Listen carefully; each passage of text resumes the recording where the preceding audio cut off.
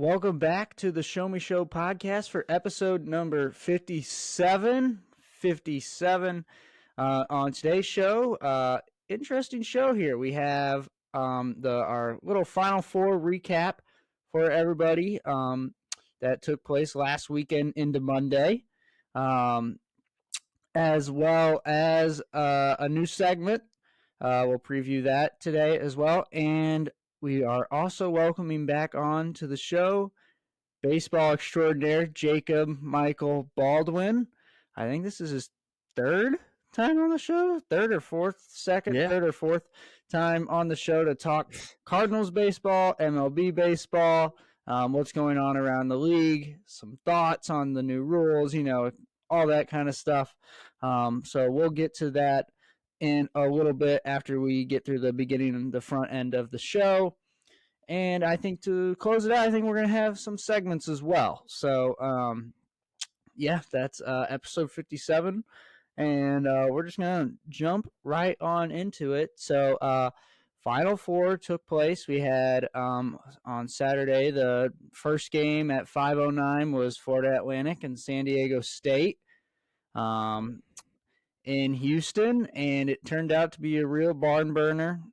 And the big thing to take away from this was the shot. The shot. San Diego State hits a game-winning buzzer beater when they were actually losing, which apparently has never happened in the Final Four, to go on to beat Florida Atlantic and punch their ticket to the national title on Monday night. And FAU. Interesting fact about that shot is that San Diego State was losing the entirety of the second half. They didn't have a second half lead until that shot went through. So that's just kind of funny, I thought anyway. Yeah, I mean, they were trailing the whole time. I mean, I think San Diego State was down. I think the most it got to was 13 or 14 at one point. Something like that, yeah. But they literally did that in like 3 or 4 games during this tournament where they were down by quite a bit and just roared right back. In fact, they did it against UConn too, but then just UConn went back on another run, and that was the end of it. But yeah, San Diego State hit a shot that we probably won't forget because, like we said, it's never happened before. You tend to forget shots in games like those, though, when it's FAU and San Diego State. No offense to those schools.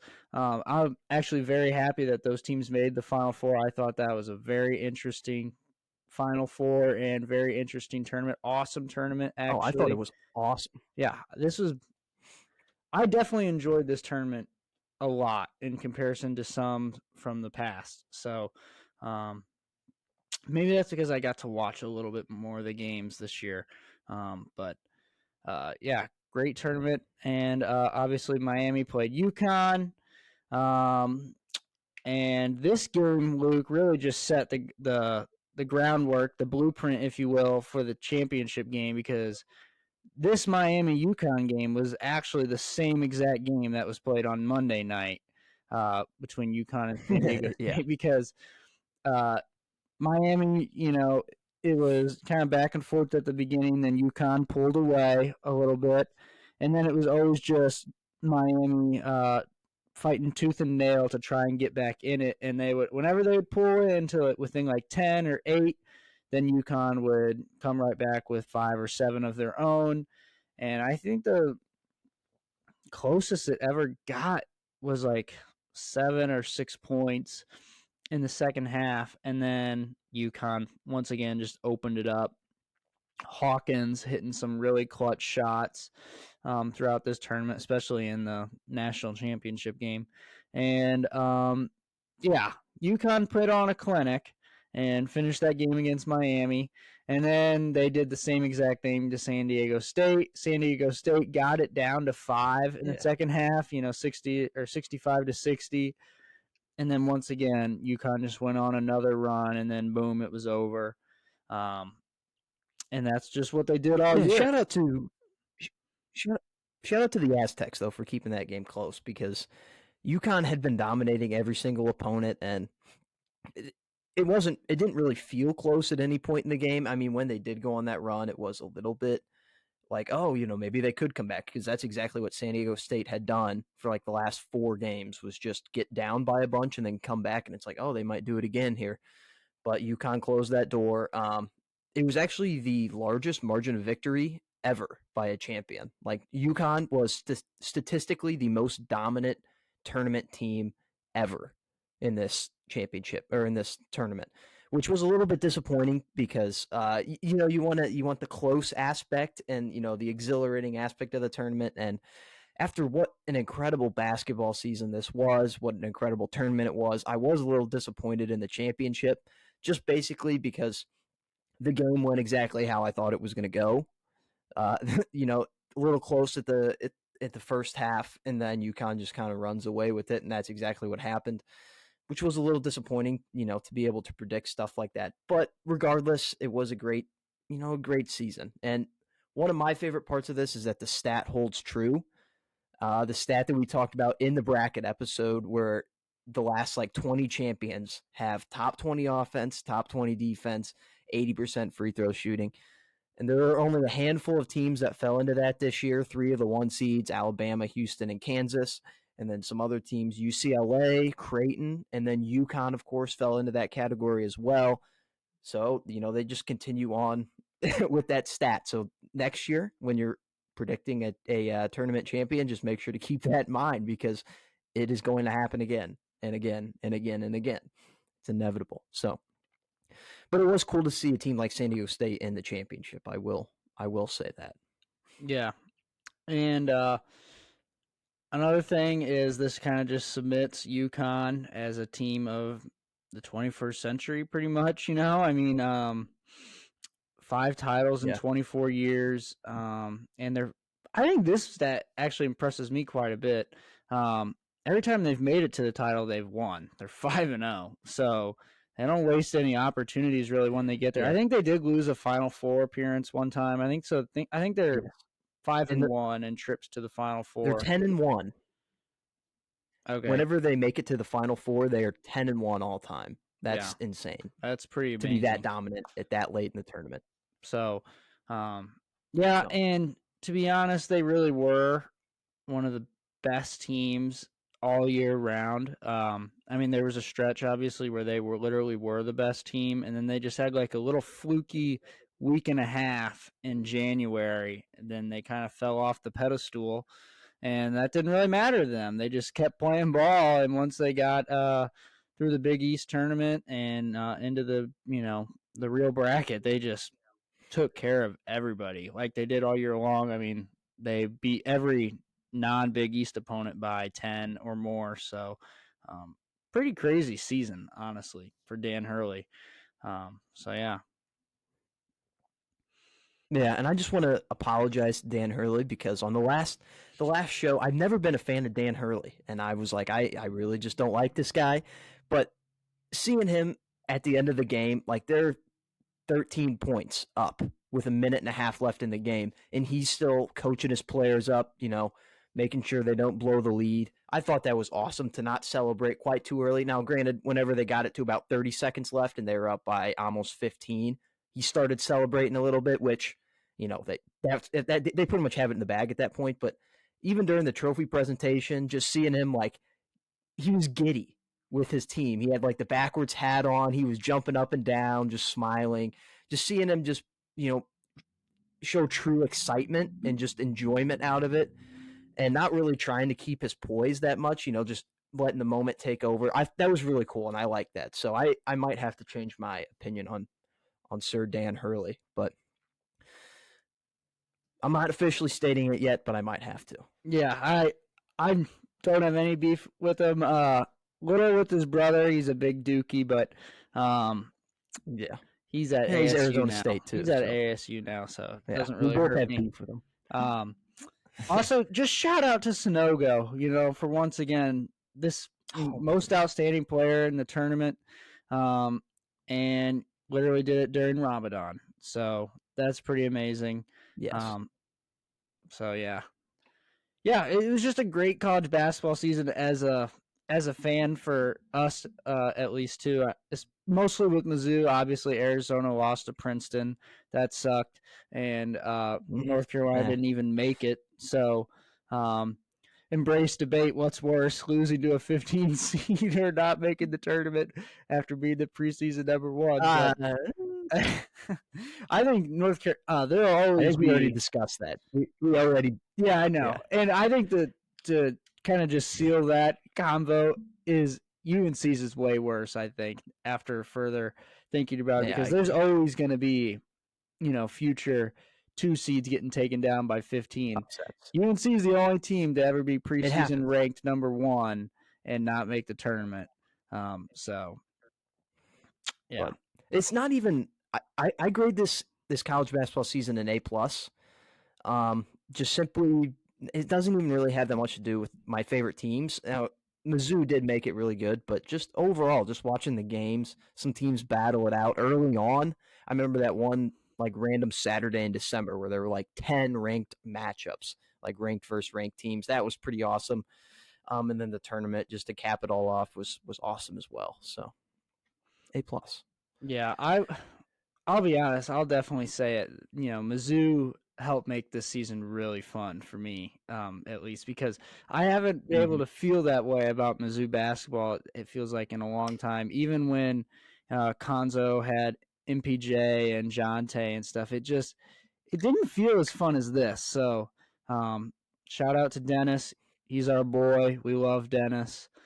Um, Probably a little It's bit too already going to much. work in the transfer portal. Yeah, I mean, Portal Combat. Maybe trying to Yeah. trying to steal maybe one of UNC's former top Oh, yeah. guards. This has actually been So a question that's been asked to me by multiple people. Um, and it's how do I feel about Caleb Love if he commits and plays for Mizzou? And I'm going to stick by just with my two simple answers that I've given to everybody on this question is to be honest, part one of this is no, I actually do not want to watch Caleb Love play basketball any more than I have to. I watched him for 3 years at UNC, and to be honest, I'm done. If I don't have to watch him anymore, I'm definitely fine with it. And then part two of this conversation is Dennis can fix anybody. So if Caleb Love does decide that he wants to go to Como and play for the Tigers next year, I'm not totally against it because I think Dennis can fix anything. So, um, yeah, that's just how I feel about it. Pretty neutral. Lots of people clamoring yeah, for him. he's a he would be a big name player, which Mizzou hasn't had since Michael Porter Jr. So that'd be really cool to see. All right, you want to jump into some baseball? Yeah. Baseball is back. The first week is through. All right, so what we've decided to do, we're giving it a go. We're testing the waters, seeing if this is going to be a successful segment or not. But it's the Cardinals corner, and it's going to be basically every episode we'll dedicate 5-10 minutes to just strictly what happened to the Cardinals throughout the week. We have written up. If you guys remember the rundown that we did during NFL season at the beginning of every episode, it's similar to that, but for the Cardinals games this week. So we'll start off the Cardinals corner with that, and then we'll talk a little bit about some headlines, stuff that happened this week, some overreactions that some people commented on the Cardinals corner on the Twitter, and then we'll get into the interview with Jacob Baldwin. So, Michael. I guess I can start off the rundown a little bit. What'd you say, Cam? Michael Baldwin, that is. Okay, yeah, it's true. I just shortened it a little bit. All right, let's get into it. So, for the inaugural Cardinals Corner, we will start with an old tradition in St. Louis with baseball opening day. The nerves were cranked up to full throttle as the 2023 season started off with a bang, as every Cardinals player, including the former greats, were ushered onto the field in vehicles to a warm welcome from the Busch Stadium crowd. We got our first surprise of the year before the first pitch was even thrown, as legend Adam Wainwright used one of his many, many talents and sang the national anthem. As the game got underway, we get a taste of 2023 Cardinals baseball as the Blue Jays put up a few hits early. But that Cardinals offense was able to battle back, going back and forth the entirety of the game, and blue pit after blue pit. The Cardinals dropped game one to the Blue Jays 10-9. As Michaelis gave up 5 runs in just 3 1/3 innings. But that doesn't mean there weren't positives, as Brendan Donovan went 3 for 6 with a dinger. O'Neill homered, extending his opening day home run streak to 4 consecutive opening days. And Cardinals' young phenom Jordan Walker got his first career hit, as every starter in the lineup got at least one hit. However, Contreras was drilled by Jordan's fastball and had to leave the game, which was a negative. Yeah, and we talked about that last week too. But after an off day, both teams were set for a 1 p.m. Game 2, as Jack Flaherty towed the rubber in this one and threw 5 no-hit innings, but that doesn't tell the whole story, as he walked 7 and hit 2. The offense got it going in the third, though, taking advantage of a throwing error and a Nolan Gorman 2 RBI single. Jordan Hicks gave us a scare in the 8th inning, losing his command once again. But Jordan Walker picked up his second career ribby to get the run back in the bottom of the frame, and Mark Helsley closed the door, and the Cardinals get their first win on the year 4-1 and set up a rubber match for Sunday afternoon.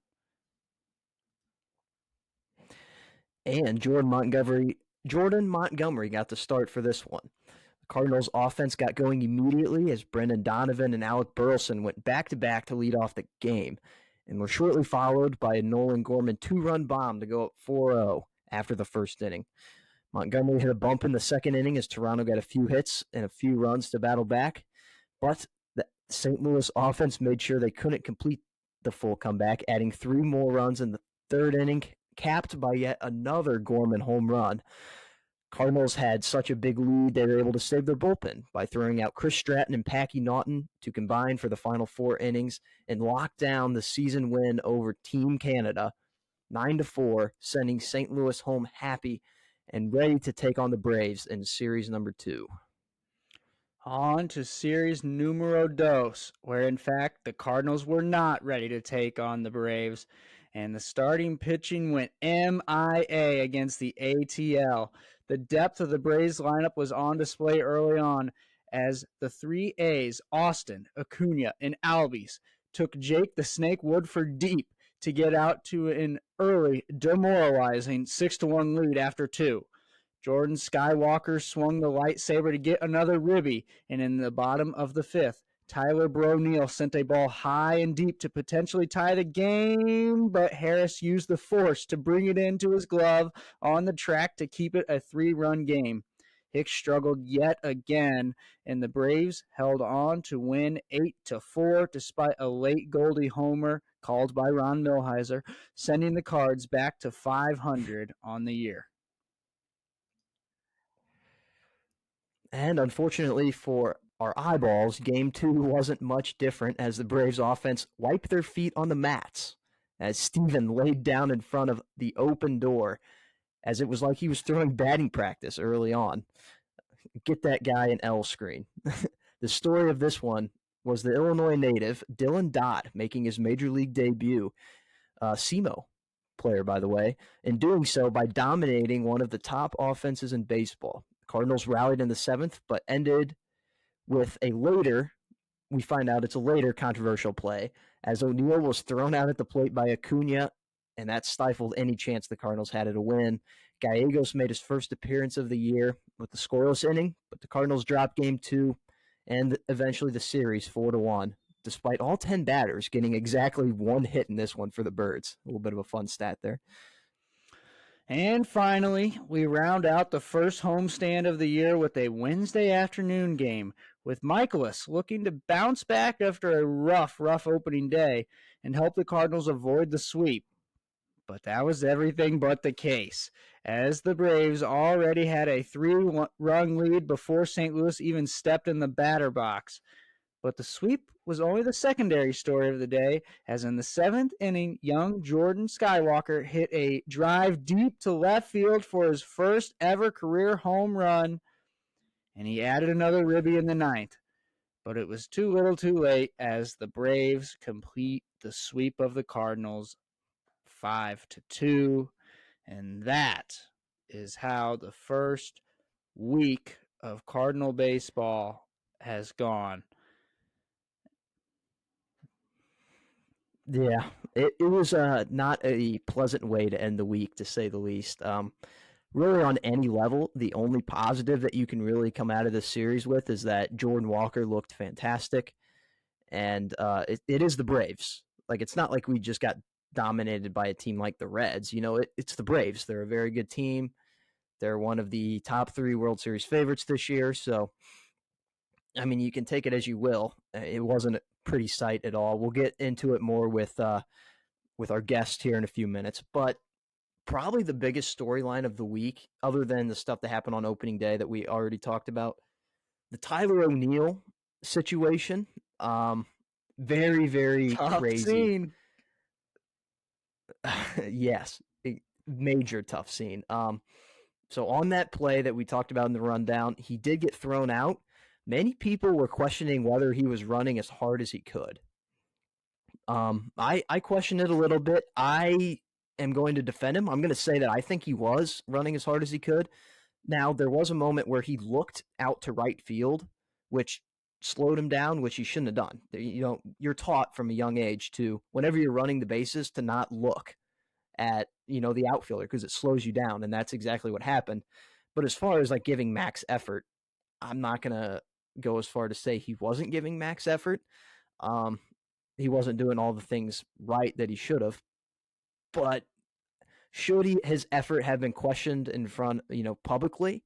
Probably not. But at the same time, this is the exact opposite of what Mike Schilt gave us. You remember how we used to always complain about Mike Schilt, just, our guys are fighting tooth and nail, always giving the same cliche answer at the media. Ali is completely honest with the media. He thought that O'Neill didn't give his max effort on that run. He's going to say it. So that is something I appreciate about him. Could it have been done in a different manner? Certainly. It probably didn't need to be, broadcasted throughout the media, but here we are. And then the next day he was out of the lineup. He was benched.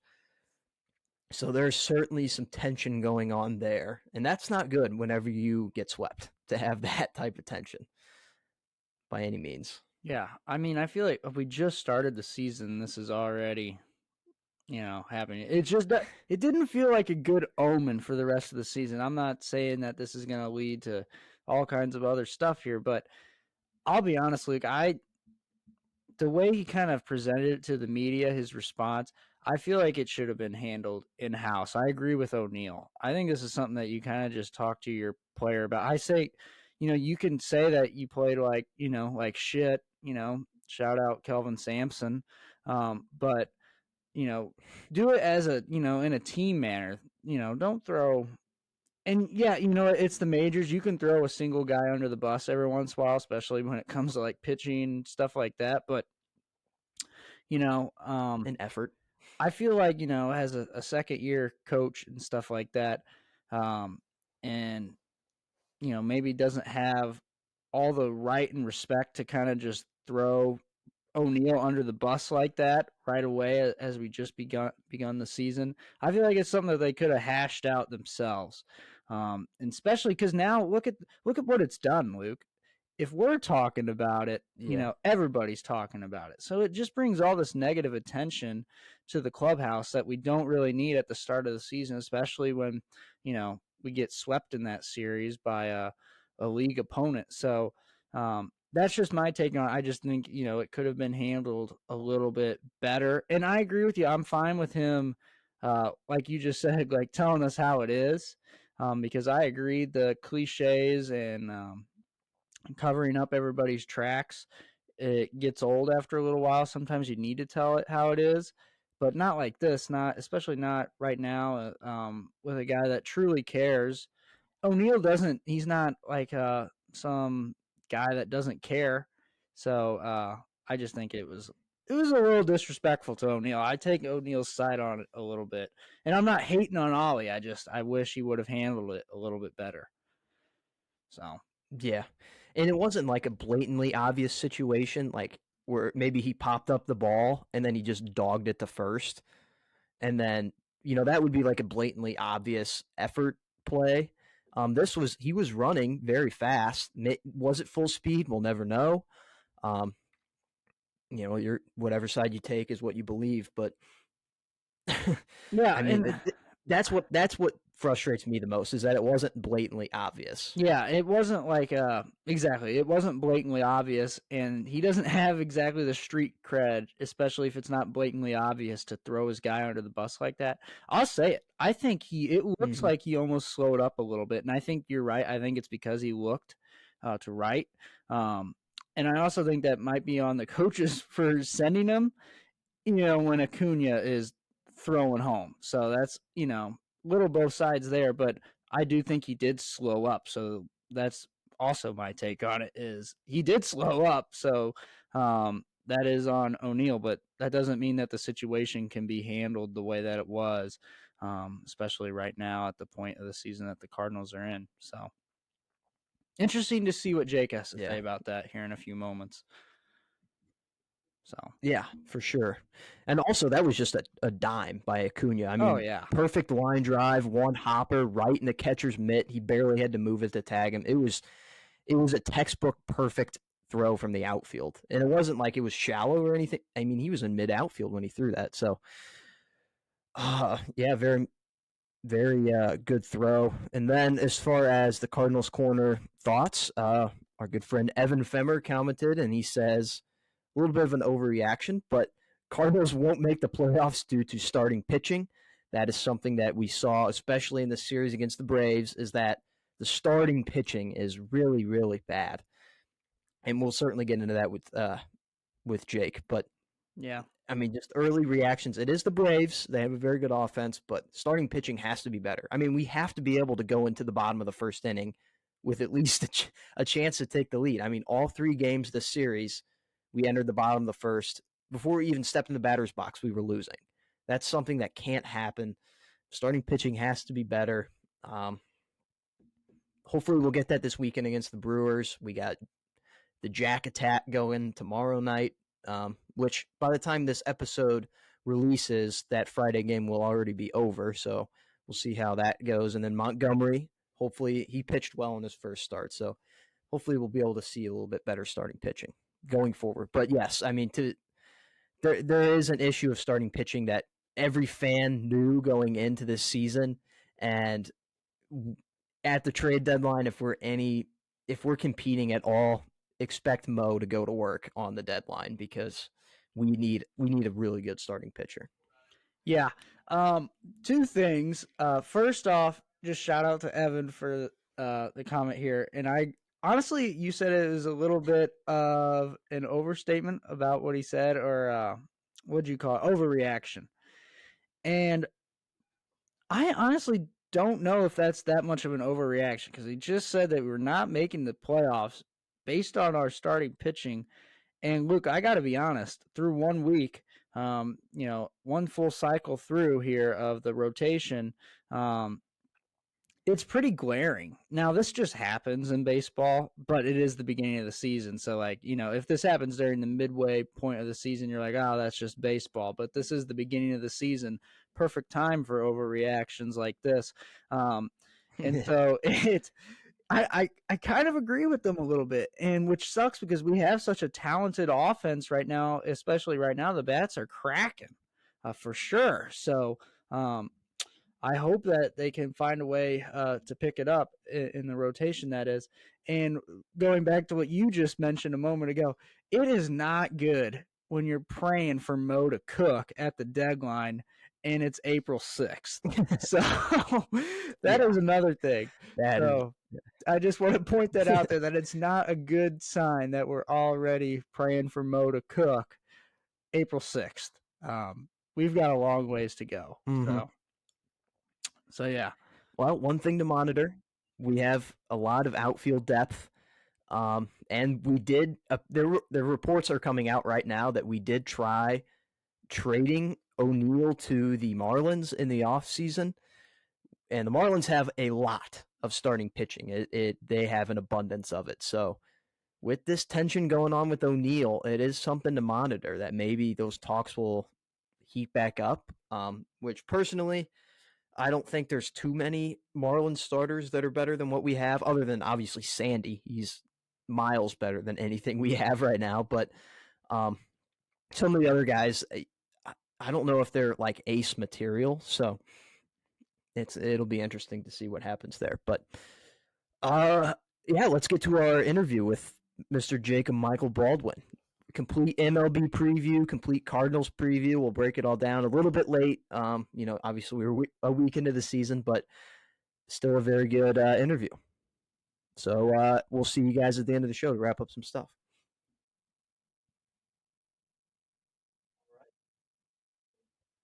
All right. And we have him, the man, Jacob Micah Baldwin, the baseball extraordinaire on the show today. Thanks for coming on, first of all. Welcome back. A little too long since I've been on the show. Yeah, I know. Yeah. Third appearance. I think it was the playoffs last year, the last time we had you on. Cam is holding his mic because he forgot the clip to, attach it to the table. But Jake, we have the MLB preview on today, so we're going to talk everything MLB. Now this is a week into the MLB season, so it's a little late. But you did you have your standings and predictions before the season started? I don't want to overreact a week into the season, but I have made some slight tweaks since I made my predictions. These are the official ones since I'm coming on the show, so we can look back at the end of the year. Okay. All right. I thought about doing that myself, but then I was like, you know what? I'm just trusting the process when I had at the beginning of the year. So, do you want to start off with MLB or Cardinals preview specific? Division by division. All right. So me and Cam did something similar to this last year where we just did the standings and all that, but it's kind of nice to have, another baseball guy on the show, to add a third prediction here. So yeah, who do you got in the playoffs this year, Mr. Baldwin, and maybe why do you have them? And some surprises, maybe teams that you left out or put in. AL East. I think the Rays take this division easy. They're just one of those teams that no one really ever picks them to win the division at the end of the year, but at the beginning of the year, they always make the playoffs and they win the division too. They've mixed that in a couple times. At the beginning, the very beginning, before even spring training, it was Yankees, but they got hit hard with injuries in spring training with both Montas and Rodon. And when I look around at their lineup, they have Judge, and that's about all I see. So I got the Rays winning that one easily, and Blue Jays getting one of the wild card spots. I don't think the Yankees make the playoffs at all. No. So no Yankees and no Orioles in the playoffs. All right. Well, I also have the Rays taking that. I didn't like the Yankees especially. They did really good last year, but they were carried by an easy schedule at the beginning. And the Orioles just aren't there yet, so it's like Blue Jays or Rays. But then who do you trust more, the team that's done it or the team that hasn't? That to me was the Rays. And my hot take is I have the Yankees missing the playoffs as well. Wow. I also have the Blue Jays missing the playoffs. Wow. So I didn't especially like it, especially the Cardinals played them on opening day, so I was able to see their lineup, and I was like, no, their lineup is really deep. And the reason I didn't put them in the playoffs is their rotation just seemed to have a lot of holes. It really doesn't, though. I don't know what I was thinking. I know. I just completely forgot about that, I guess. And one's extraordinarily fat and continues to get fatter as well. So, yeah, as he gets fatter, he gets better. Alejandro Kirk, also fat. I've seen him. Also really good. Yeah, it's a nice connection. What they've been telling us about getting in shape in athletics is fake. Yeah, that's the only. It's at least in baseball anyway. It's back in Greece, a long time ago when they were ruling the world, it was seen as kingly to be fat, and they're putting that on display. So, and they kind of are thus far, at least. So, do you have an AL East shout out to them. Shout out to fat people.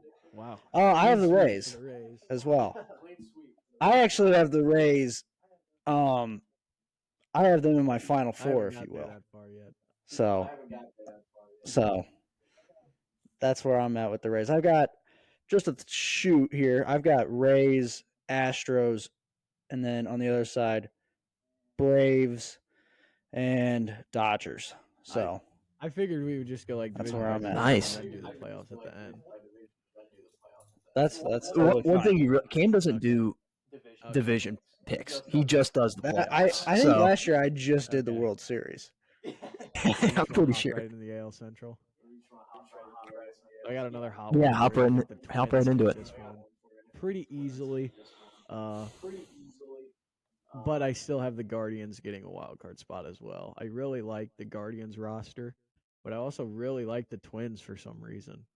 I just feel like last year they had kind of a down year, and I think they bounced back a little bit. And they got Correa back, and they added a couple underrated pieces.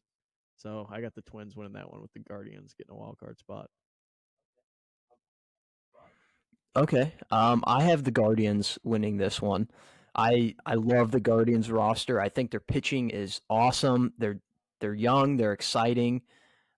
They got a good manager. But then I also have the White Sox getting a wild card spot coming in second. So you're talking about down years last year with the Twins. White Sox, people were picking them in the World Oh, Series they last year had and they didn't even make the playoffs. So I think they'll bounce back fine. They got a Would solid that some rotation. people be you? I can't well, remember. they don't have a Yes, 100-year Yeah, yes. old that's what I thought. manager anymore. I got every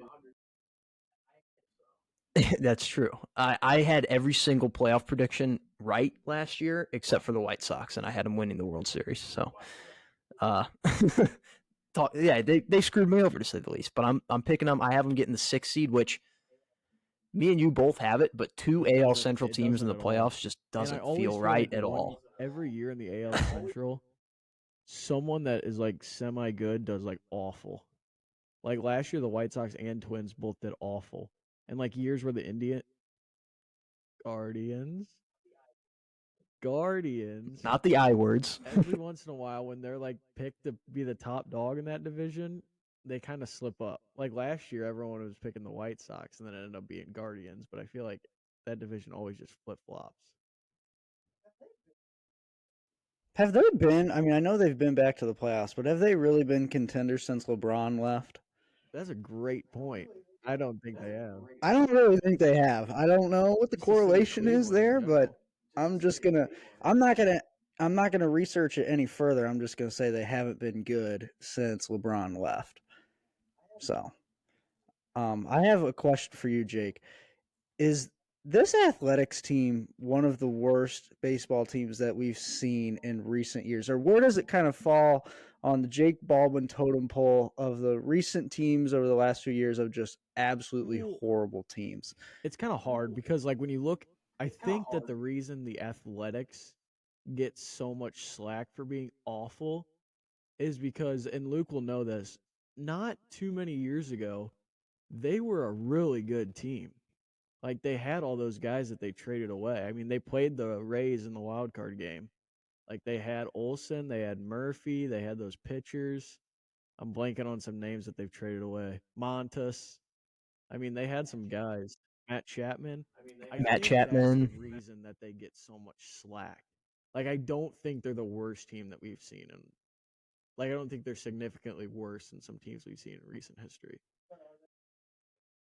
But are they definitely the worst this year? I wouldn't say definitely. I No. think Okay. that there's other teams that are awful. Like the Nationals don't really have anyone. Yeah. Royals. Rolls. The Rockies, I don't think anyone ever Yeah. mentions the Rockies. They're kind of an awful franchise. They are They're just so good at they're home, bad though. in general. Like they're not good. I know, but like the last few years, just they've had like a very similar roster where it's just awful, but they still like have a winning record at Well, I home. They just mean, know how to winning play at record at home Coors. or not, they're getting fifth and fourth in the division every year. And that's awful. I mean, they're not good. The Reds aren't good. I think Pirates aren't great. They might be better than they were last year. I don't think the Athletics are like undoubtedly the worst team. Yeah. They're just openly tanking. I guess. They want to move. It's like the movie Major League, where the owner just wants to move it out. So on to the AL West. Yeah, Yeah, AL West, Astros pretty by a bit. self-explanatory division, I think. And the But Angels get my 6th seed. I think no. no Mariners. Okay, that kind of leads into a question that I was also going to ask you. Can they do?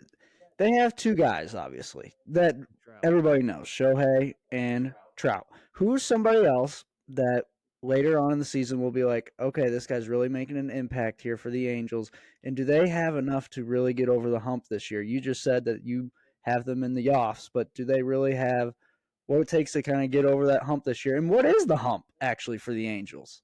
Because they have had no playoff success. When I look at their off season, I think that the difference between this year and years past is I think they actually addressed a couple holes and said sometimes it seems like with the Rendon deal or something you can even go back further when they added like pool holes. I feel like they just try to do one big move and then they just like call it good. Like they're just trying to do so many superstars and it's not working out. And this offseason they didn't really make a big move, but they added Tyler Anderson, who was an all-star last year. They added Hunter Renfroe. They added Gio Urshela to put in the infield. Uh, I think Rendon bounces back if he's not punching fans. Uh, I mean, he can't get any worse than what his last couple years have, but I think in terms of off-season, they actually addressed holes instead of just giving out like a blank check to a player. But in terms of getting over the hump, I think that's just the big question mark in general. Like I can't sit here and significantly say like, yeah, they're probably going to get over the hump. It's just the Angels. Like they never seem like they can. And every year there's always guys that are like, hey, I think this is the Angels' year, and it never is. But me too. I was one of I those still guys kind of for a think long that this time. is like a. It has to be the Angels' year. Otani's a free agent after the end of the year, and I don't think if they miss the playoffs, they have a shot to get him. Not against the Dodgers, not against the Mets, teams that have made the playoffs recently. I think this has to be the Angels' year if they want Otani back. Yeah. It's like their last chance to make a good impression on him, basically. And there's some people that are even predicting him being traded mid-season, which obviously they would have to be way out of the playoffs, I think, for that to happen. If they're even just kind of there. Another thing with this division, the Rangers, they had a great first week, but they're still, that logo hasn't really done things for us lately. So why should we be in on the Rangers? Well, Maybe, kind of or like the out. Angels. I mean, they had a sharp offseason. They their biggest need has been pitching, and they added DeGrom. Obviously, can he stay healthy? That'll be the biggest question mark. They added Nathan Eovaldi. I think they added one more starter. I can't even think of his name. They added Andrew Heaney. I mean, not great, but it's another arm. I think they had a good offseason. Uh, I no, that think was they the added year John before. Gray too, That or was I that think that last year? mixed in the Okay. lockout. I don't think a lot of people remember that. And then, but the year before, they also added Seager and Simeon. So I mean, I think they have a couple pieces. Nate Lowe's really good too at first. So I mean, there's a lot to buy into, but also there's a lot that makes you say like, kind of like the Angels, like you kind of just say like, they're the Rangers. But also, like, they have the leader in Bruce Bochy. That's kind of like when the Broncos, they're like, oh, it's the Broncos, but they hired Sean Payton. Like, they hired an elite winning It coach impacts the before. team So a how does that lot, but I impact the will team? say one thing about Bruce Bochy is that, and we've seen this in a lot of sports recently, and the best example is Tony La Russa. I don't think people realize how quickly the game changes. Like Bochy's been out of the league for 3 or 4 years now. Could that play into a part that he hasn't seen all these major rule changes and he doesn't know? Like he obviously he knows, but how does that affect his managing is going to be a big question mark too, I think. Yeah, for sure. So in the playoffs, what are the seedings that you have, and then who do you have in the championship series, and ultimately I got the representing the AL Astros in one the World seed. Series? The 2 seed will be the Rays. The 3 seed will be the Twins. 4 seed will be Guardians. And then the 5th seed I have is the Blue Jays, and the 6th seed I have as the Angels. But I'm ultimately going to go with the Astros in the World Series for the 3rd year in a row because they're just a juggernaut. Who are they beating in the ALCS? In what will probably be a sweep. Okay, I had them winning the no love for the division. Rays. Yeah, and going to the ALCS. So, my AL, I'm trying to remember here what I had. I had the Rays getting the 1 seed, Astros getting the 2, Guard Dogs getting the 3, and then my 4, 5, 6 was the Mariners getting the 4.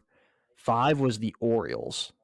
I wasn't confident in that Why at all, not? but I was like, you know what? Let's do it. Why not? Yeah, they're good enough to do it. The 6th seed. And then I have the White Sox getting the 6th spot, and then I don't have the Astros going to the World Series. I have Wow. the Mariners beating them in the ALCS. That would be awesome. I So already have the I Mariners didn't making the love that, playoffs on but mine. yeah, why is They that? just be almost like a sophomore slump kind of feel to them. Like last year was their like breakout rookie season almost.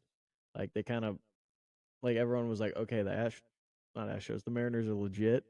But I just feel a little bit of a tail off, and I didn't think they had that great of an off season. I mean, a lot of guys they're rolling out with a lot of the same guys, and I think a couple of them are due for like a bounce back year because they're still really young too. You think of Julio Rodriguez and a couple of guys they have, they're really young, so consistency might be a problem right now. Okay, that makes sense. I just really love their pitching staff.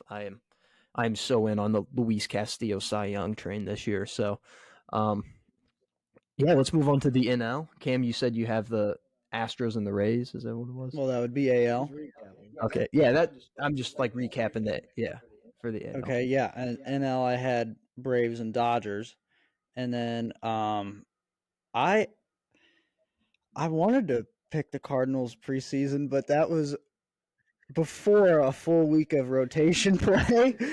um, so I don't really know, but I had I just don't know where to go. I think maybe the Brewers probably is who I would lean towards right now. I think the Cubs are going to be pesky this year. Um, I think it's just going to be a rampant division. I think the Pirates are having a weird start that I wasn't expecting. I think they just They swept the did sweep the Red Sox. Did Sox. they just sweep the Sox in Boston? I was a little shocked by that. Not that the Red Sox are world beaters, but it's the Pirates. I just wasn't expecting uh, at the beginning of the season them to kind of have their shit together when you look at teams like the Cardinals who clearly didn't have their shit together to start the season. I was a little shocked that they did that. Um, so yeah, one question I did have for Jake, and we kind of just brushed over it. Um, and we talked a lot about the Rays here a moment ago. So this is back to the AL for a second, AL East. The Yankees. So we talked about their pitching rotation, and it's banged up. And you said that you, I don't know if it's because it's so banged up or like because you said they just don't have that many names anymore at other key positions to push past these pitching woes at the start of the season. Why are these pitching woes gonna linger so long into the season? Why are they not gonna have enough to get back into the I race? think it's just for me is the length of these pitching injuries. Like as we see with the Cardinals, pitching can only get you so far when you have a dominant offense. And I would say that the Cardinals even have a better lineup than the Yankees. So I think with the big injuries to Montas and Rodon, they're saying both of them couldn't be back till June or July. I mean, you're already 3 or 4 months into the season without your 2 or 3 best pitchers. And I just, yeah, who Not to mention Severino he's either. playing right His now though, is he? problems. Or is he hurt too? That's what I was getting ready to say. Nah, He's he's gonna get always hurt at hurt. some point, but So I just don't know if they have what it takes with the rotation. Now, if those guys bounce back, come back from injuries and they're great, then I think they have a chance. But like I said with the lineup earlier, they're still rolling out with Donaldson at third, who was awful last year.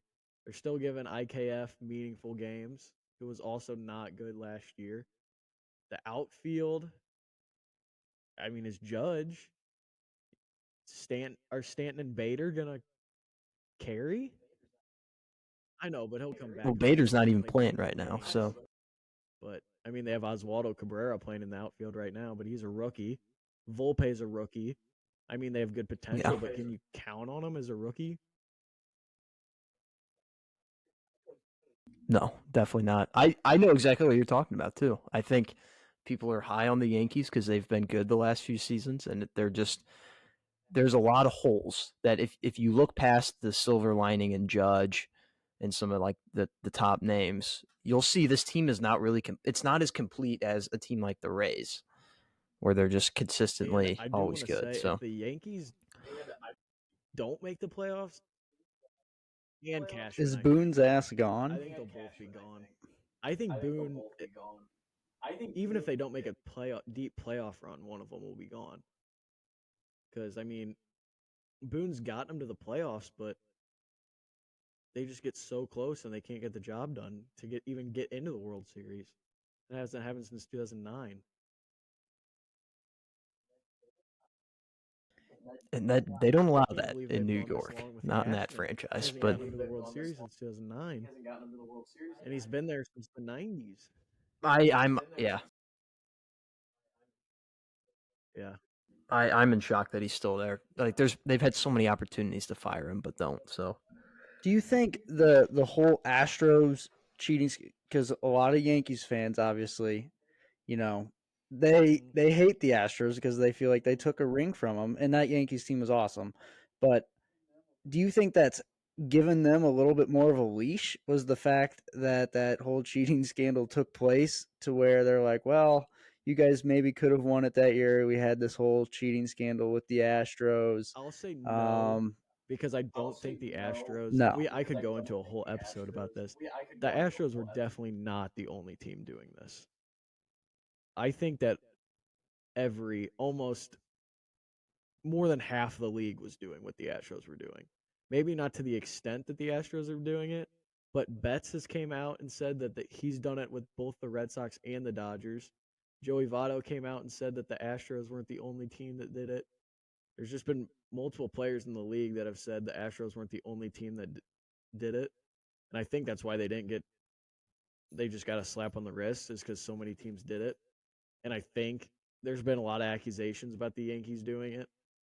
So, I mean, I don't think the internal people around the game, I think they know who did it and who didn't. So, I think there's only so much leeway you can give into that. So then what's the only thing that saves Stella's fucking going rampant over here? What's the only thing that saves Boone and Cashman? Is it literally to get to the World Series? But because I mean, like we just talked about, their whole roster, at least the pitching rotation, right? Not their whole roster. Their rotation is really depleted right now. I mean, how can you, as a GM or a coach, I mean, you can't do anything about guys getting injured, really. I mean, that's not entirely all their faults. Maybe some, strength, conditioning, whatever, but that's not entirely their fault. So where do they have to get to save their job? Or is it just time I for would maybe change no matter say that what? I think it is time for change. I mean, Cashman's been there forever. And like I said earlier, it's been 2009 since they got to the World Series. I think they got to do something different. But also, a little bit with the injuries, I don't know if either of you know this. Luke might, but they came out recently and said that when the Yankees traded for Montas last year, they knew he was hurt and they just pitched him as soon as they got him, they just pitched him. And the whole team, the whole medical, Montas, the whole staff knew he was hurt. And they knew that they were trading for a hurt player. Like, why would you do that? I don't know. Like, I could see why you traded for Montas. He's good, but why would you get him right into throwing, or maybe not shut him down this off season and then start to slowly get him back into pitching? I think a little bit of that could be on Cashman and Boone, but as you said earlier, like what could save the Yankees, I think is ALCS would probably be the like bare minimum. Yeah, that's interesting that you bring that up because that that thing with Montas, I mean, they could have almost been doing that to kind of True. save their asses a little bit, is throwing him to the wolves, kind of pushing him out there before he's ready.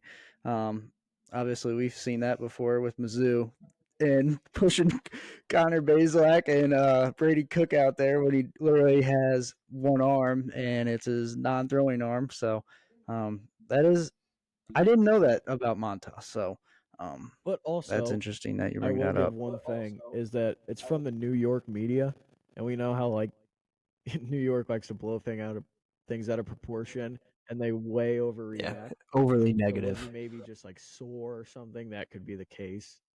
But and I think that also plays into Cashman and Boone being on the hot seat is just it being New York. Like when you look at team success, like they consistently make the playoffs. Like if it's any other market, you're like, oh, those guys have safe jobs. Kind of like Mosaic. Like he just has a job for life probably because he consistently gets the Cardinals into the playoffs. But it being New York and it being the Yankees, I think there's a little bit of a hot seat no matter what. Yeah, but even like the Cardinals, I mean, let's look at all the coaches here. I mean, Matheny, Schilt, they all got to the playoffs multiple times, and they're gone. I mean, it's kind of the same, not exactly the same here. I'm just saying that both franchises have gotten the managers have gotten their teams to the playoffs, and we've kicked some guys to the curb a couple of times, and that's interesting that they haven't moved on, and it is But New York. another So thing to add on to that is that maybe both of these teams need to realize that it's a front office thing and not a managerial thing. If you're going on your second or third manager and you're getting the same results, but you're still on your same GM, maybe I mean you don't want to waste another manager if you're just your GM's going to put the same product on the field. So maybe it's not as much Boone as we think it is Cashman. Maybe.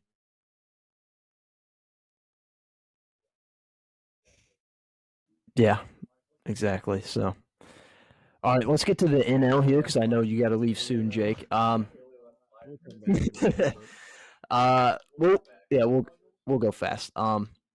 Cardinals. Let's get some Cardinals in here. Do you have them winning the division? And what is the one thing that could all right. Well, potentially that was a stop them layup. from winning the The division? pitching is what's going to stop them from making the playoffs.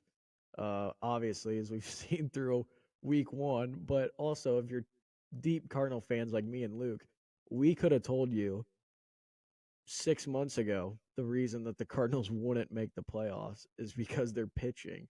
I mean, literally the only transaction that the Cardinals made besides Taylor Motter, the only guy on the big league roster I think that is new is Contreras. Like they didn't add a single pitcher. I just that doesn't even wrap my mind completely how you don't add a at least one guy. But we have 6 pitchers You can according have as to many as you want, I Mosaic. guess, So but if they're not good, they're not good. And if they can't stay healthy, and I mean you're throwing out some guy who's 50 almost, can barely hit 80. do you think they did that because, or didn't do that, go by that, I mean, go get more pitching in the offseason because they made a couple moves, at the deadline last year to acquire pitching like Montgomery and stuff? Or do you think they just felt fine with that kind of situation? Or is it just that Mosaic always That kind of would be feels my a little answer. I content feel like the with the Cardinals pitching always feel situation? content with what happens. Like they're always just like, oh well, we made the playoffs. Like we won the division. We don't have to do too much.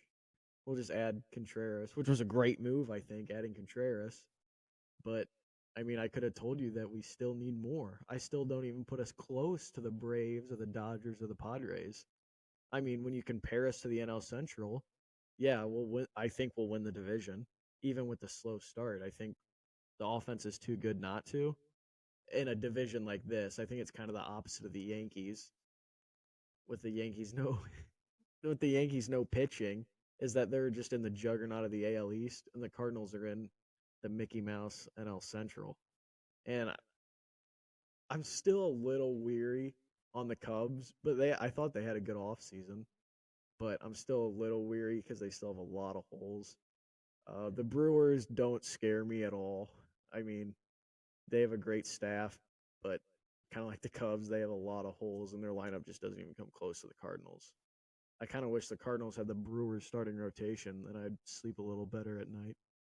But yeah, I think the Cardinals still win the Central. all right, I kind of I'm kind of interested to see yeah, what they're playing happens tonight. tonight and over the weekend when we play the Brewers, just to see, what that kind of balance is. Who do you have in the Padres. West? Yeah. Okay, you have them surpassing the Yeah, I have the Dodgers. Dodgers You as have, the I assume you have the Dodgers in the yeah, wild card. 4 seed, the number 1 wild card spot. Okay. I have the Padres winning as well. I got the Dodgers coming in second and locking up the 5 seed. And then I also I have hate the Diamondbacks He's been coming saying in this third, all off season sneaking into that the the sixth, Diamondbacks are going to make the playoffs. sneaking in. Yes, I think they do. They have a true ace. They have a solid rotation. It could use some work. If they want to make noise in the playoffs, they're going to have to add another starter. But their lineup is so young. Now I might be a year early on the Diamondbacks. I truly might, but Solid rotation by It's not Cardinal solid when you're standards, throwing or Madison Bumgarner as your 3 starter. That's not solid. Potential. He's like he's got potential. 35. He's got upside. Upside. There's upside. Um, I'm high on this lineup. I really like the lineup. And Torey Lovullo, I like him too. I like him as a manager. So, and also another thing, they always play the Dodgers and Padres like Less 6 times a games, year. that's true. They're gonna have less of that. And they off the bat here, they're starting off with 4 against the Dodgers, 2 Padres, 4 against the Dodgers, and they're currently Right. sitting at 500. So I'm like, okay, if they can go 500 against those teams, they can they can they can make the playoff. All right, guys. Welcome back. We had to take a quick hiatus from the interview because we ran out of time. So this is from a separate location, separate time, but still the same interview. We still have Jacob here, and I think we left off at the NL East, if I recall. What's your word on the Well, I NL hate to say East? this because I'm a big Frank fan, but I got the Braves winning this one. I do think the Mets will probably pull out a wild card spot. Don't really like the Phillies this much this year. I know that a lot of people do, but they've gotten off to a really rocky start, so I'm not big on the Phillies. But I'm big on the Braves. You always are every year. They just have one of those teams like the Astros. They're always in it.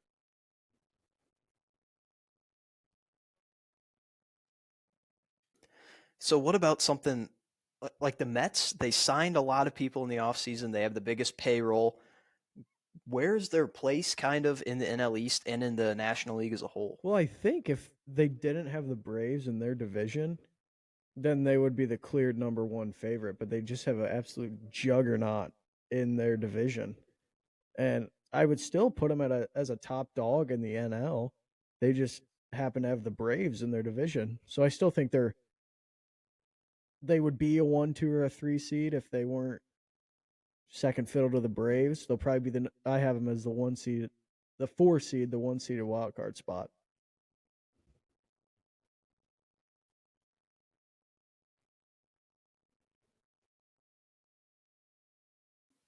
All right, I also have the Braves winning the division. I got the Mets second, but I have the Phillies I did too. missing the playoffs.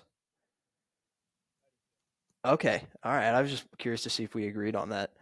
Um, so give us your National League playoffs, and then who do you think is going to the World Series to play? Who'd you have in the AL? Astros. I don't quite remember. you definitely had the Astros. I remember you saying you're like, oh, I got the Astros for the third Oh yeah, consecutive yeah, yeah. year. 3-peat in the AL. Some shit I like think that. I've been saying this all off season. I think the Padres win the NL. I think this is finally their year. So I have them as a wild card spot, but actually, I don't know. The Dodgers just aren't what they always have been, but they are one of those teams that always find a way. Like they could be so cold to start the year, and then they'll just have like in August where they're like 25-5. So I guess I'll go ahead. Braves as my 1 seed. I'll go 2 seed Dodgers. 3 seed. I'm not going with the frauds anymore. They're not winning the NL Central. I'm changing 3 days after our last episode. Uh, I'll just throw the Cubs in as the NL Central champs. Whoa. Whoa. You don't want to hop on the Brewer No, bandwagon? I hate that team more than I hate the Cubs. Okay. I hate the Brewers. I will never pick them. Cubs are irrelevant. They've never been good besides 1 year, 2 years, I guess theoretically. Yeah, but the Brewers are good. Are they? I don't think they are. Their lineup is a lot of what ifs. What if Yelich can come back? What if Adames can have as good of a season as he did last year? I mean, Brian Anderson, someone they added in the offseason, is batting like 4 million right now. But I think their lineup is a lot of what ifs. The Cubs have played all right so far. I mean, the Brewers have played better. Obviously, they're one in the standings. But I'll go with the Cubs for the NL Central, even though in my down in the pit of my stomach, I think the Cardinals will win. But I'm just so mad at how they're playing right now that I don't want to feed into that awful franchise, awful ownership, awful manager. Well, we did just buy tickets. So we kind of just did that. But also, I don't hate your strategy here. I just did this with Kansas and Duke in the NCAA tournament. Put a little voodoo on the Cubs, have them win the division. Boom, they lose. Yeah, that is true. That simple. My picks are almost never right, despite being a quote unquote MLB expert, as they call me on the show.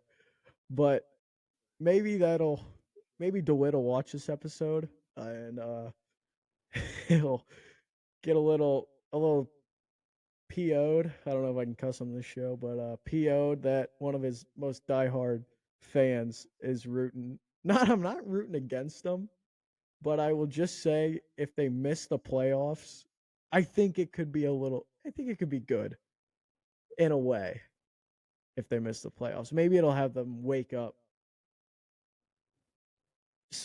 So Yeah, instead of always being so content, like we got there, we made the playoffs again. We're a playoff team every single year, but 2023 we didn't make it, and then they come back down to earth a little bit and really reassess some things. I think Jake's kind of right in that sense. Like I just said, we always, it seems, make the playoffs. The Cardinals are always good, even though we expect so much. Um, and so if they didn't make the playoffs, I think that would really be eye opening and would really send some signals to management like, okay, we've got to make some changes because this is St. Louis. They will be on our asses, and they already are, but they will really be on them, and the seats will really start getting warm for management. So I hope that, I mean, I'd rather them make the playoffs as a fan because it's just more fun, but well, yeah. But at the same time, like our issue is that we can't win in the playoffs. Like even when we do get to the playoffs, I mean, what are we in the last 10 playoff games? We're 1-9, I think it is. Starting pitching, elite starting pitching is what is proved to win in the playoffs. So why didn't we add that in the offseason? I get it that we had a lot of potential pitchers, but none of them are elite by any means. and So like obviously we're biased towards the Cardinals, but if you just watch these first 10 or 11 so games, you could very easily see how an outsider could not pick this team to win the Central, I think. It's just looked like it's been bad baseball so far. And I mean, you can say that it's April 11th, like everyone needs to calm down. But when it comes to September and we're in a 1 or 2 game race with the Brewers and Cubs, this is the stuff that I think we should be remembering. If we wouldn't have got off to an awful start, I mean, we're already 4 games out of the Central, and I get that it's April 11th, but there comes a point where when the going gets rough, it's got to turn around, and it just doesn't look like that. I mean, we have Miles Michaelis going tonight in Colorado. The last time he pitched in Colorado, he gave up 10 runs in 2 innings. So there's just not much going right for him. Yeah, I get what you're saying, Jake. It's like, when do you wake up? When do you stop saying, "Oh, it's just April"? Because that just carries into, "Oh, it's just May." It's still early. When do you wake up a little bit? So, I definitely see what you're saying there. So, Yeah, one thing I've noticed with the team the last few days, like during this streak, other than Montgomery, like the pitching's been bad. We all know that. But the defense has been really bad. Like just not even physically. Like we've had a lot of errors and dumb plays, but just mentally. Like in the first game against Colorado last night, we had a runner like Charlie Blackmon. It was first and third. And the runner from first just took off, intentionally got in the run down so that the run could score. And we just let them have the run. Like that's not something that Cardinals baseball does. You know, they play elite defense. And I mean, one thing I never really was a huge fan of Schilt, but he focused on that defense and he got that good. Like that was kind of the last straw for me. Like, okay, maybe this team really is bad when I saw the defense. It reminds me, Luke, you might be the only. I don't know if Cam really remembers this in depthly, but it reminds me of that stretch right before Matheny got fired. And I'm not saying this any means that I think Marmol is on the hot seat or anything. I don't think he is. But it just reminds me of how we played right before Matheny got canned. It was just lackadaisical. Defense got horrible, and the offense and the pitching was just mid, and it got him fired. And the part that's frustrating right now, I think, is that this team is a lot better than that team was. I mean, this lineup is the only reason that I have hope that we will win the Central. I mean, this lineup is a top 5 lineup in baseball, but the pitching is just so bad, and it's as a whole has been so bad to start the year that it's scary, I would say.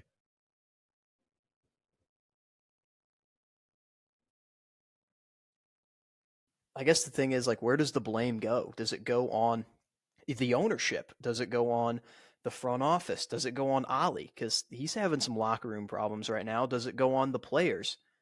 Where does the blame go, or does it go over the course of all of them a little bit? Well, I would say that I think it's has to be on front office by now. I mean, I think we talked about this in the last episode. Not last episode, but the first part of the episode is that the Cardinals are on their third manager in the span of the last 6 years. And it's kind of been the same outcome since. So it's not the manager.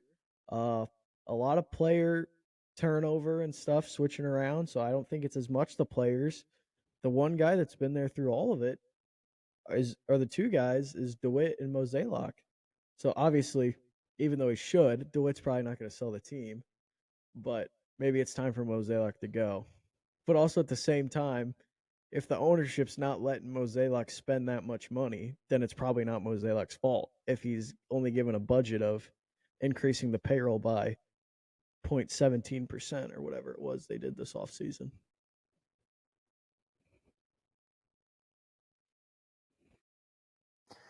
Yeah, definitely. Switching back to kind of the MLB preview right now, I have a question here about Jordan Walker. He's been phenomenal. Obviously, we're 10 games into the season. He's got a hit in every single game. What does his presence and just him being there bring to the team? And how well do you see his rookie year going? Well, I think the presence that he brings is kind of, I don't even know how to explain it because we haven't seen something like it in forever. I mean, a lot of people on Twitter are saying they haven't seen something like this since Pujols has been called up. But I mean, I don't want to go that far, but I think it brings a good fountain of youth. But I also think that it should light a little fire over those veteran guys. Like you have a guy that's 21 or not even 21 yet, and he came off to Looks he does look 29. old and he's huge. But here's a guy who he's played 10 games in the MLB and he's taken the Cardinals by storm. He's getting on base.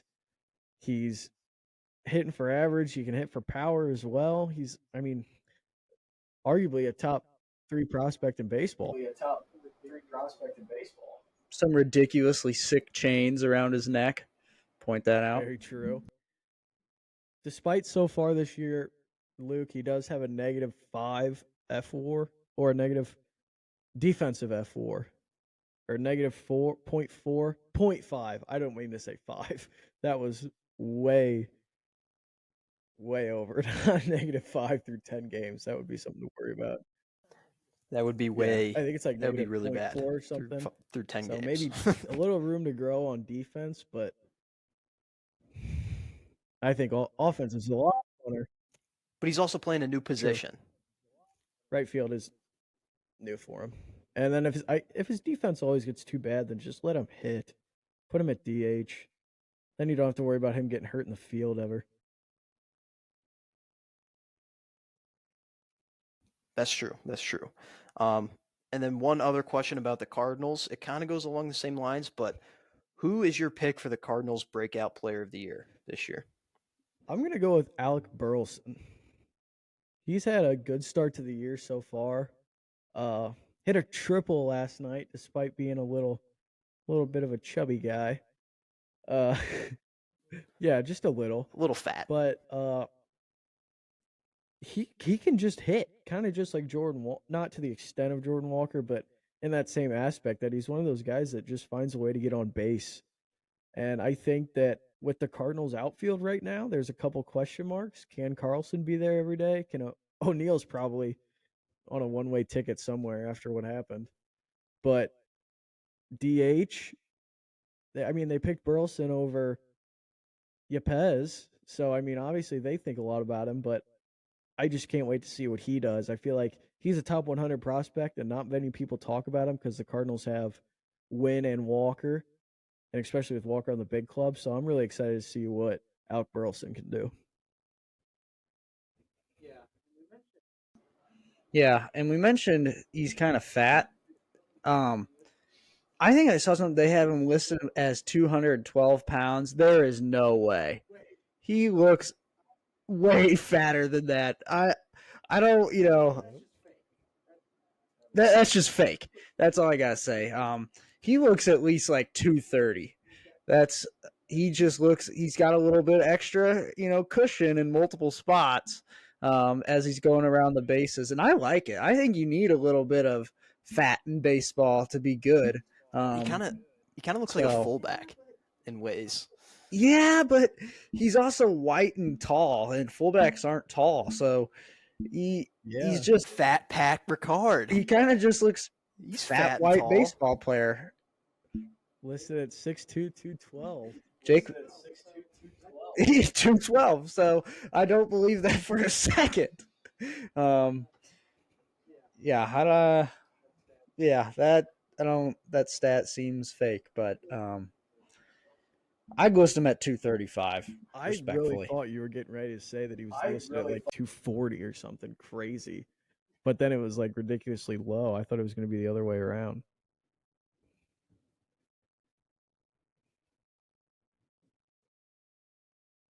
I like that pick as a breakout. The club seems to be high on Burleson, who's yours, Luke? To say the least. They put him as the fourth outfielder. Mine, I'm going to go in a similar direction as you. I want to pick Gorman because I'm really high on Gorman this year. I think. Do you remember the hype last year, like around May, when everyone was like, call up Gorman, and then we finally did, and he was a little underwhelming. I think he's still there. I mean, it's a rookie season. How can you really judge it? I think he's going to have a huge breakout year. But I'm also high on Dylan Carlson because he also had a rough year last year. But it came out that he was like playing through an injury through most of the year. So I'm excited to see, can he, bounce back to his 2021 self where he was top 3 in Rookie of the Year voting. And I'm backing him because I think he's been screwed. He's been kind of given the shaft a little bit by the Cardinals and the organization and the fans a little bit. Obviously, he was dogged for, the Juan Soto trade because he was supposed to be the main package. That's not his fault. I heard that wasn't true. That, if anything, that's on the front office. I don't know what's true, but I know that there was reports saying that did happen, and a lot of people are mad at Carlson for something that, that's not his fault. He was also injured, and, this year being listed as 5th on the depth chart behind Walker and Burleson. Walker had no MLB experience, and Burleson had hardly any. And to be listed behind those two guys, listed behind Nootbaar too, who had an amazing second half last year, but he doesn't have very much MLB experience either. So I think he kind of got screwed a little bit there, but I'm excited. And I think he's our best defensive center fielder. So that's going to help him get reps in the game. But yeah, I'm high on both those guys, Gorman and Carlson. You got a guy, Cam?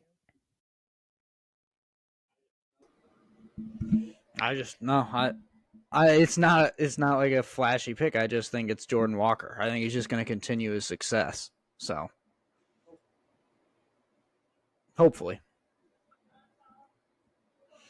That's all I got. I like it. And then one last question for me, Jake. It is the Dr. Pepper question. So shout out Dr. Pepper for sponsoring us. I wish that would be awesome. I'm just kidding. No, that's about as true as Burleson Wayne 212. So okay, we can all hope. Yeah. The new CBA went into effect this year. The new baseball rules into effect. The bigger bases. I know Cam loves the bigger bases. I think he gets a little horned up when we talk about the new big bases, but it's like, yeah, he definitely does. I'm not gonna deny that. But the pitch clock, the pitch clock, and the new shift went into effect this year. How is it playing into the game? And how do you think it's going to turn out for the game in the future, and how do you like it? I love the pitch clock and the bigger bases so far. I mean they've already shown the amount of steals that have gone up like the first weekend this year compared to last year, so I love that. It just makes for more action on the field. And the pitch clock, I think you can really tell a difference. Not for me as much when I'm like watching, but the other day when I was at work and the game started at like 7 or 6:45 or something like that, and by the time I ended my shift at 9 o'clock, the game was already over. And we never had something like that in years past. But I hate the shift rule only because it's not strict enough. It needs to be more because you can still shift theoretically. Like you could still move your shortstop all the way to second base, and then you can just move your third baseman over. It's basically the same thing. Or they'll like bring in their right fielder to put him behind the second baseman or whatever, like right in that gap where they used to put the second baseman. So I think that, I mean, the team's already just found a way around that one. So I would kind of like that one to be a little different just so we can get more action. But I mean, I guess it's a step in the right direction. And I know Cam's a real anti-shifter, so I had to throw that in there. Yeah, I appreciate that. Yeah. I don't like the outfielder thing, like where they're bringing two outfielders over to the right field side, kind of just like recreating the shift of ways. But I don't mind a little bit of an infield shift because that's just strategy. Like if you move your shortstop over to second base, I mean, that's just playing strategy. And it's not like it's not the degree that it was at, in years past where you have four infielders on, one side of the field pretty much. It's not at that level. So that's why I kind of think it's a nice balance where you can still have your strategy, but it's also not like overblown where it's completely killing the product of the game. Essentially, you could just move your shortstop over to second base, move your third baseman over, and then just move your right fielder in, and it's the same thing. It wouldn't be a change at all. It would just be different players playing that position. I guess it would make more room in the outfield, but you're usually shifting on guys that pull ground balls. You're really not shifting for the fly balls. So, I mean, I really think it's not that much different, really. I don't know what you got. Luke obviously said what he said, but Cam, big anti-shift guy. I just wish. I'm kind of against Luke here, the old head, in this situation. I just want it gone. I want it to look like Wii Sports when you're playing baseball, where they're just right in their positions and they can't move. I'd be fine with imaginary circles on the TV that show us like if they leave that area before the batter steps into the box, that's a penalty. I don't know what that would assess, but that's what I'm for. So I agree. I'm glad that they at least started. What is the current penalty right now? I don't know. I haven't seen it called. That's another thing. We were talking about the pitch clock here a moment ago, and multiple times I'll be watching the game, and they will clearly go past the pitch clock, and they don't call it yet. So I don't know, like, what like what is when do they start calling it consistently? Is like when a pitcher does it like 2 or 3 times in a row, or is it like you know, because what I saw was like last night and the other night in the Brewers game is they would like do it once, and then a few pitches later, maybe later in the at bat, they would do it again, but nothing would get called. So I don't know when or how often that is going to be called. Obviously, they've called it. I've seen it in other games in key moments, and it was on display a little bit in the in spring ball. So it's obviously there, but it's not very consistent around the league with the umpires assessing the new rules and calling out the new rules. So I'm just waiting to kind of see that be more enacted. Not that I want to see like a bunch of penalties and strikes and balls, given to players or whatever, but I just want to see players following the rules so that the games go a little bit quicker and it's a little bit smoother, and guys get used to the new rules, and then we won't even think about it really anymore.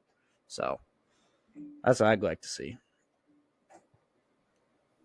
I mean, I'm fine with a little bit of leniency because when the automatic ball or strike is called, it does kind of mess with the flow of the game a little bit.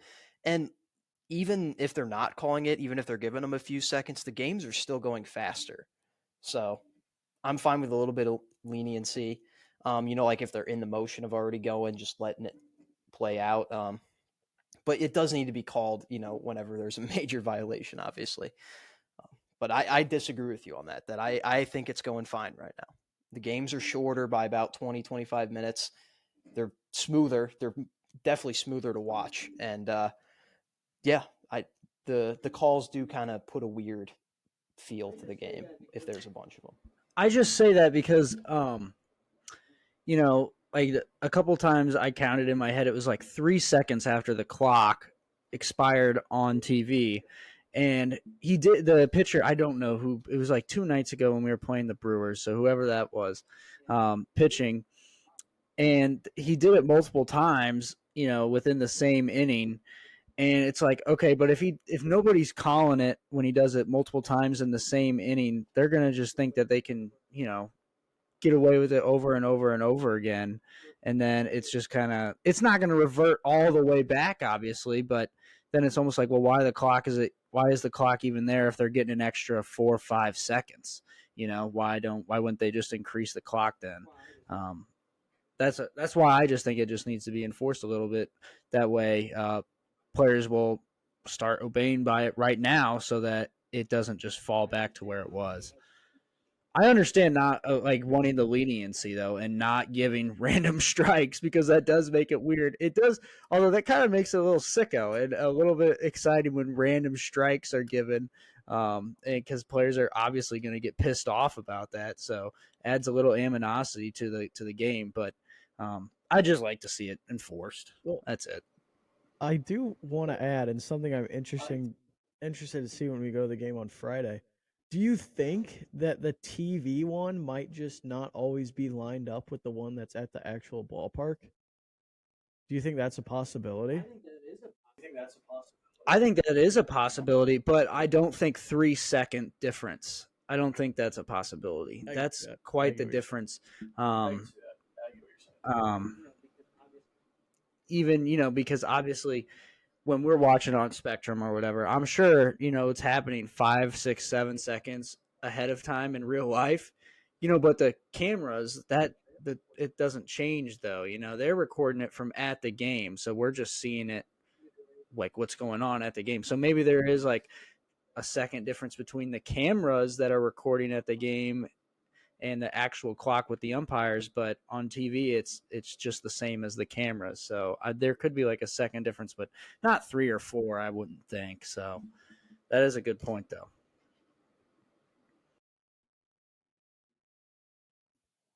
All right, that's all my questions. Cam, do you got any more? I can't remember if I asked this one. So, Jake, did I ask you who your sneaky team of the year was? But I think Okay, and so I touched on it a little bit. Okay. That's all I had left was who your sneaky team of 2023 was. that might just surprise some Mine's people. the Angels. So I did talk about that last episode that I had them getting the second wild card spot in the AL, but I'm picking the Angels as my sleeper team.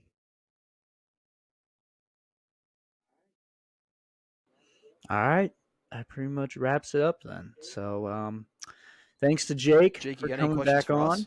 Yeah, you can fire away if you want. I didn't really come prepared. Luke, Yeah. Luke, I guess I already do know who your sleeper team is, and I'm kind of tired of hearing about it, so I'm not going to ask. Yep. Diamondbacks in first place right now currently. I don't really have any questions. All right. That's fine with us. Thanks, Jake, for coming back on. I'm sure we'll have you back on, whether that's midway point or playoffs or what. Yeah, thanks for coming on, and we'll send you to the end of the show. I might be able to find it. All right, guys. Thank you to Jake and Michael Baldwin for coming on. Let's wrap up the show here. Just a little bit, to close out the show, some loose ends, some talking points, and then we'll do tough scene of the week. Cam, you got anything? What's going on right now? Oh man, tough scene of the week. First one here off the board is simply that Lauri Markkanen, stud for the Jazz this year, literally averaging, I think, the second most points per game, or maybe it's first now because I think he's up to 27 points per game right now. Second or first Embiid's most? got to be up. No. For the Jazz, sorry. Oh. This is just Jazz history. Most points per game ever by a Jazz player. And he's turning 30 in the offseason, I believe. And as it turns out, in Finland, you have to serve your country by the time you turn 30 years of age. So that means I believe he's going to just miss all of next basketball season because he'll be serving his country in Finland.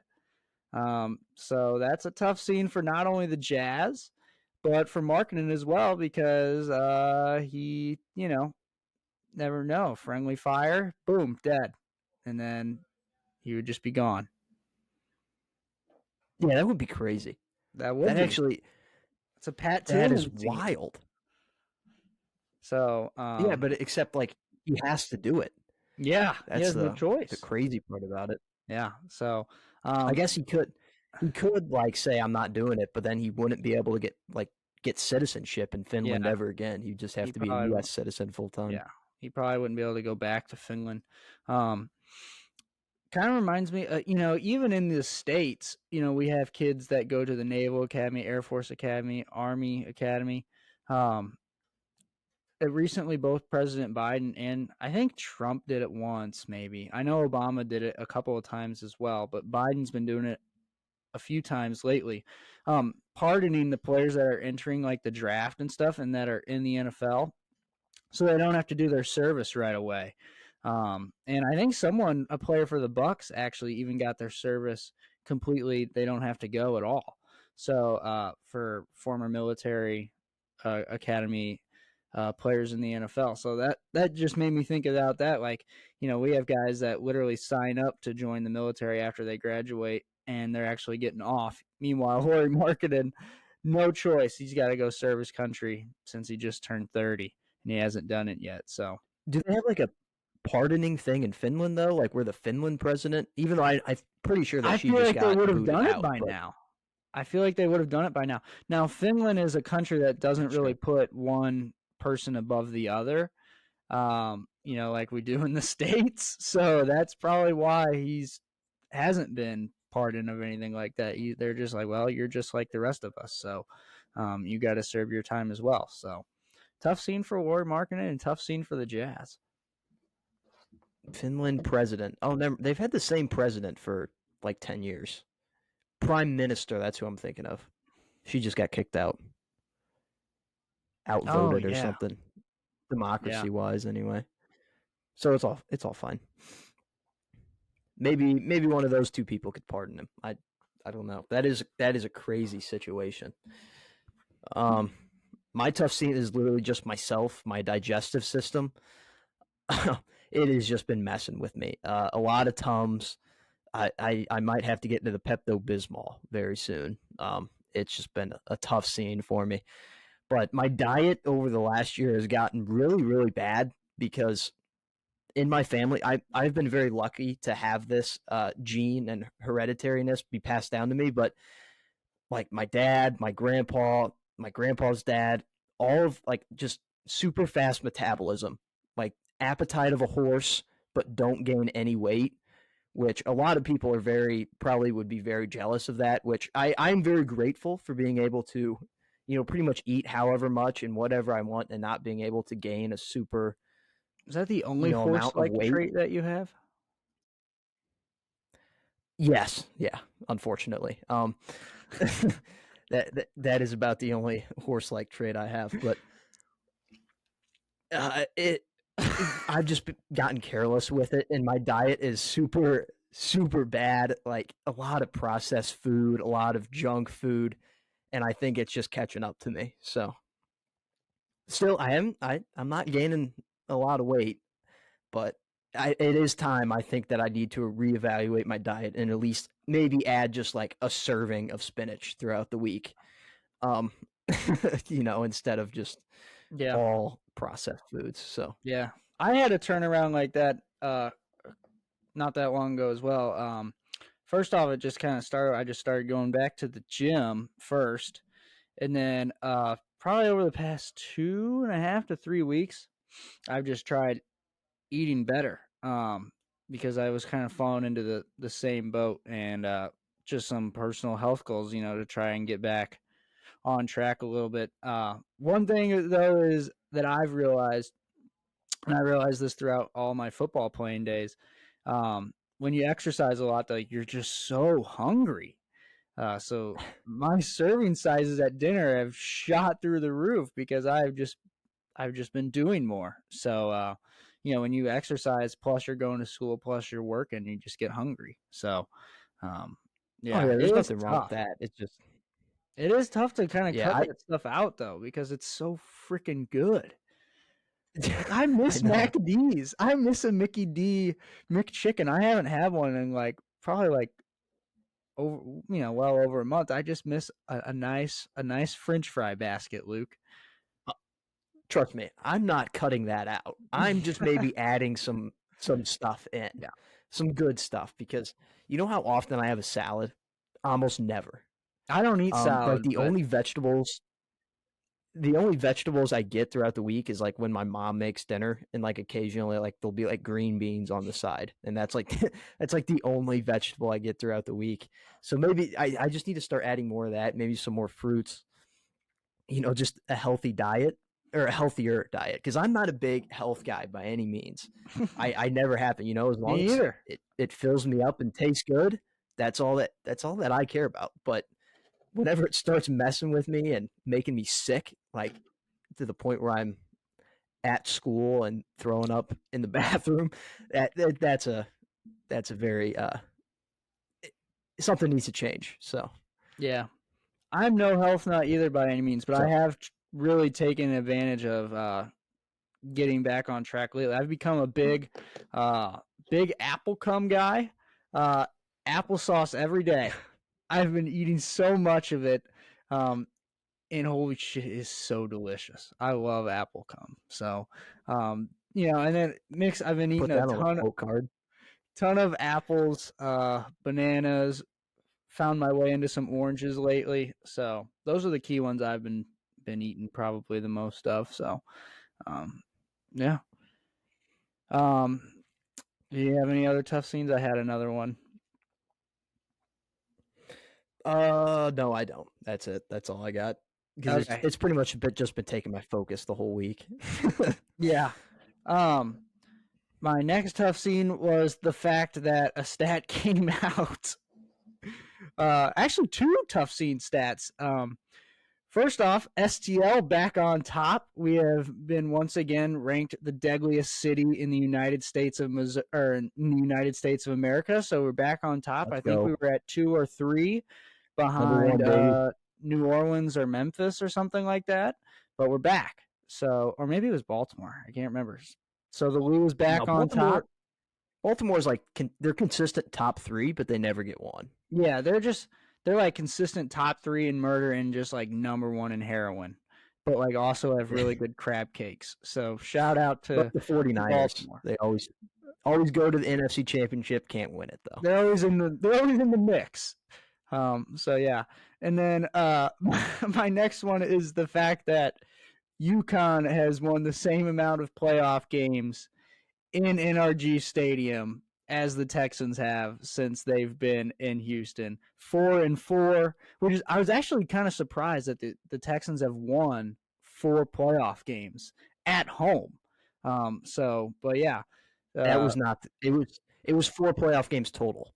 It was not at NRG Oh my Stadium. gosh, yeah, you're right. Total franchise playoff wins. Yeah. I'm looking at it right now. Playoff wins at Texan Stadium by UConn 4. So I know they have at least one in there. They beat Connor Cook at home a few years ago. If you remember that, that was wild. Yeah, I think that was all my tough scenes trying to jot my memory here. Just another fun stat for you is that the Texans they have 4 franchise playoff wins. They've been around since 2002. Since 1995, the Dallas Cowboys have the same amount of playoff wins. So 4? Really? yeah, not good. They Actually, they might have gotten their 5th this year, but I'm pretty sure Okay. it was their 4th. I could be. Don't quote me on that, but it's 4 or 5. It's terrible. Okay. Yeah. My One more last thing. tidbit contribution to the show is that Cardinals and the Panthers are getting new jerseys. So our prayers have finally been answered. God. We talk about this every year, it seems Yeah. like. And they're finally It's like the Bermuda Triangle of teams that need new jerseys: the Cardinals, the Panthers, and the Broncos. We've been talking about it for years, yeah. and 2 of them finally are. So I think the Broncos are going to be the lone team. Yeah. They're in rough shape at the moment. So they're hoping that Sean can maybe fix that franchise. Mm-hmm. And then embrace debate. My hat guy. Am I a hat guy? My side of this story is that, or my take on this side is that you are a hat guy. I believe you are a hat guy. Have I seen bigger hat guys? Yes. But I still think you're a hat guy. Some people just have it. I appreciate that. Yeah. I don't know. I was thinking to myself, am I a hat guy last night? Am I not? A lot of people said, yeah. A lot of people agreed with you, Cam. There were a lot of people that agreed with you. So I think there was maybe 1 or 2 people that didn't, but everyone else agreed with you. Interesting. So, yeah, thank you guys for tuning in to this show. Hopefully you enjoyed the MLB preview and the new Cardinals Corner segment. And make sure to leave a comment on the video on your thoughts about it. And yeah, thanks for tuning in, and we'll see you next week. Have a happy Easter, everyone, if you celebrate that. Have a happy Easter.